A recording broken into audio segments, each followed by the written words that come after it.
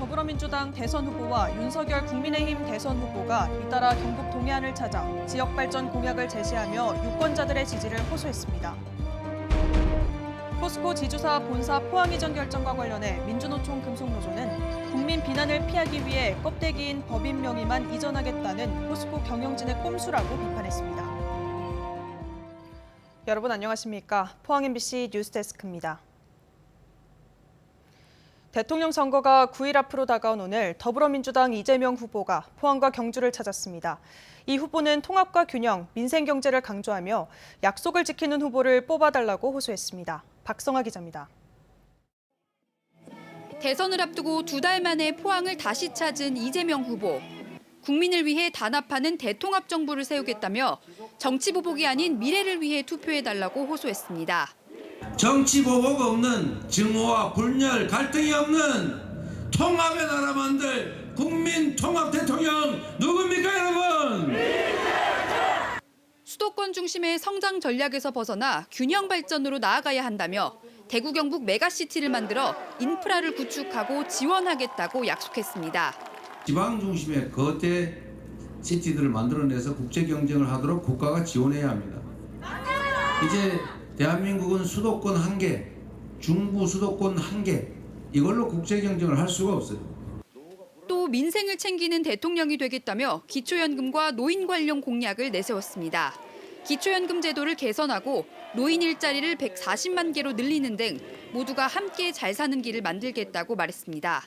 행복하게 살기 위해서 국가도 만들고 세금도 내고 투표도 하는 거 아니겠습니까? 우리의 삶이 오늘보다는 내일이 더 나아야죠. 이 후보는 특히 탈탄소 시대의 중심에 포항이 있다며 포항제철소의 철강 생산 방식을 재생에너지로 전환할 수 있도록 정부에서 지원하겠다고 말했습니다. 우리가 이 기후 위기를 기회로 만들어서 다른 나라보다 반발짝만 앞서 나갈 수 있다면 무한한 기회를 누리는 선도 국가가 되고 이 후보는 리더의 중요성을 강조하며 약속을 지키는 후보를 뽑아달라고 마지막까지 호소했습니다. MBC 뉴스 박성아입니다. 국민의힘 윤석열 후보도 어제 포항을 찾아 지지를 호소했는데요. 대통령 당선을 위해 대한민국 산업화의 성지인 포항 유권자들의 지지가 반드시 필요하다며 목소리를 높였습니다. 장미쁨 기자입니다. 포항을 찾은 국민의힘 윤석열 후보는 지역의 역사성을 강조하며 지지를 호소했습니다. 오늘의 대한민국이 있게 한 바로 그 성지라고 하는 자부심을 여러분들 갖고 계실 것입니다. 포항 주민의 희생과 헌신으로 오늘의 대한민국이 탄생했다며 국가 발전을 위해 민주당을 심판하고 자신을 선택해달라고 목소리를 높였습니다. 나라를 이만큼 성장시켜 오는데 우리 포항이 그 기초를 제공하고 또 열심히 뒷바라지를 해 주셨는데 지금 여러분이 보신 이 민주당 정권의 대한민국이 어떻습니까, 여러분? 또 포스코가 발전할 수 있도록 지원하고 포항과 포스코의 상생 협력도 이루어 나가겠다고 강조했습니다. 포항 시민의 자존심이고 포항 시민은 이건 남의 회사로 생각 안 하는데 이거 서울로 가는 것은 우리 시민들께서 얼마나 허탈해 하시겠습니까? 제가 잘 챙겨서 포스코와 또 우리 포항 시민들이 다 같이 윈윈할 수 있도록 하겠습니다, 여러분. 영일만대교 건설과 바이오 연구개발 클러스터 구축도 약속했습니다. 우리 포항 시민들의 수건인 영일만대교, 이 포항을 아주 헬스케어의 본산으로 거점 도시로 만들고 이후 윤 후보는 죽도시장 상인들을 만나 유세를 이어갔습니다. 대선을 불과 열흘 앞두고 지지율이 엇비슷한 상황에서 보수 텃밭 표심을 다지고 지지층 결집에 주력하는 모습입니다. MBC 뉴스 장미쁨입니다. 이강덕 포항시장과 김정재, 김병욱 국회의원 등은 오늘 포항시청에서 기자회견을 열고 포스코 지주사 포항 이전 합의를 차질 없이 이행해 나가겠다고 밝혔습니다. 이들은 2차 전지와 수소, 바이오 등 내실 있는 지역 상생 협력 사업 마련과 후속 조치를 차질 없이 추진하고 미래기술연구원 부지도 포스코와 즉시 협의해 나가겠다고 밝혔습니다.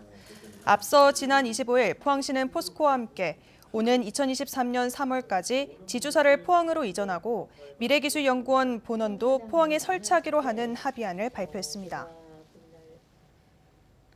포스코 지주사 본사 포항 이전 결정과 관련해 민주노총 금속노조 포스코지회는 국민 비난을 피하기 위한 포스코 경영진의 꼼수라고 비판했습니다.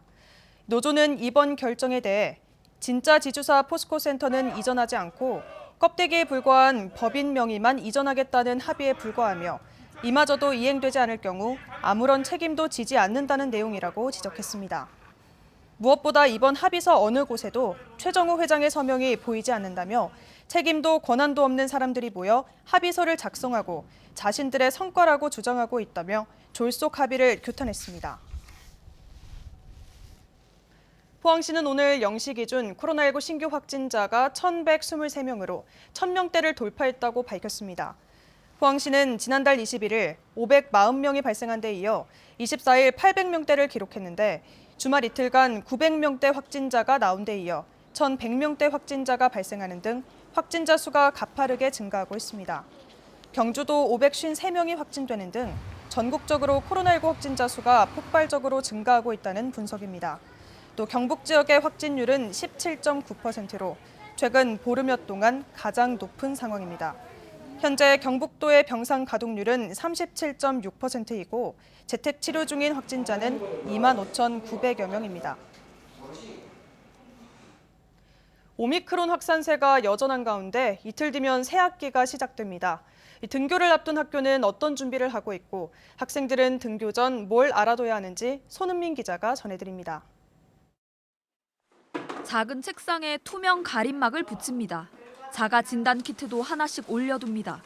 책상 앞엔 꼭 지켜야 할 방역 수칙을 적어놨습니다. 첫 등교를 앞둔 반 아이들의 건강 상태도 시시각각 확인합니다. 오미크론 확산 속에 개학을 준비하는 모습입니다. 이렇게 건강상태 자가진단 앱을 이용해서 등교 중에 아이들이 어떤 건강 상태인지 그거를 세밀하게 이렇게 작성하는 항목이 있어요. 그래서 그게 등교 중지가 뜨게 되면 이제 저희도 그걸 미리 파악해서 출결 상황에 반영을 하고. 모레부터 대구의 모든 초중 고교생 24만 6천여 명이 매일 등교합니다. 학생 본인이 확진됐거나 함께 사는 가족이 확진된 경우가 아니면 등교할 수 있습니다. 다만 발열이나 인후통 같은 의심 증상이 있는 학생은 자가 진단키트로 검사한 뒤 음성이 나오면 등교해달라고 교육청은 권고했습니다. 학교에 올 때는 KF80 이상 마스크를 반드시 써야 합니다. 3월 한 달간은 학생과 교직원에게 매주 자가 진단 키트가 배부됩니다. 하지만 검사가 강제는 아닙니다. 원하는 학생만 검사하고 등교 전 교육부 자가 진단 앱을 통해 결과를 알리면 됩니다. 중고등학교는 학교 안에 자가 진단 검사실을 설치하고 PCR 이동 검사팀도 운영합니다. 키트 양성자나 고위험 기저질환자 학생들이 신속하고 편리하게 검사를 받을 수 있도록 매일 6개교 정도의 거점 학교를 정하고 PCR 이동 검사팀이 직접 학교를 찾아가서 검사를 진행하는.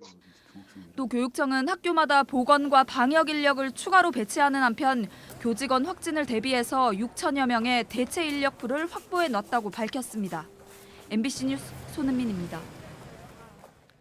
경북경찰청은 선거 벽보와 현수막 훼손 행위에 대해 단속에 나섰습니다. 지난 15일부터 시작된 대통령 선거운동으로 선전시설이 훼손되는 사례가 잇따르고 있다며 지금까지 선거 홍보물 훼손 등의 혐의로 6명을 검거했다고 밝혔습니다. 경찰청은 선전시설 훼손은 공직선거법에 위반돼 2년 이하 징역과 벌금 400만 원에 처할 수 있다며 주의를 당부했습니다. 경주시는 문무대왕 해양역사관을 다음 달 착공한다고 밝혔습니다. 문무대왕 해양역사관은 사업비 121억 원을 들여 간포읍 대본리 일대에 오는 2025년 개관할 예정인데 문무대왕 청소년 아카데미, 해양마린스쿨, 문무대왕 자료관 등의 시설을 갖추게 됩니다. 경주시는 문무대왕 해양역사관이 완공되면 신라의 동해구와 문무대왕릉, 이견대, 가문사지 일대의 해양문화유산 등과 연계해 다양한 역사 관광 프로그램을 운영할 방침입니다. 영덕군은 지난 15일 발생한 대형 산불의 원인으로 추정되는 농업용 반사필름을 집중 수거합니다.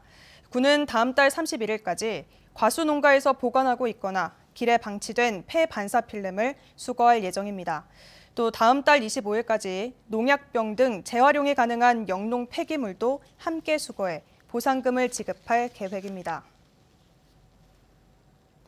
경북 동해안은 낮 기온이 15도 안팎까지 오르며 봄 날씨를 보였습니다.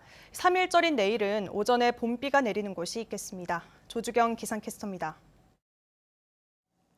벌써 2월의 마지막 날입니다. 오늘 경북 동해안의 한낮 기온은 15도 안팎까지 크게 올랐는데요. 3월 중순에 해당하는 날씨를 보였습니다.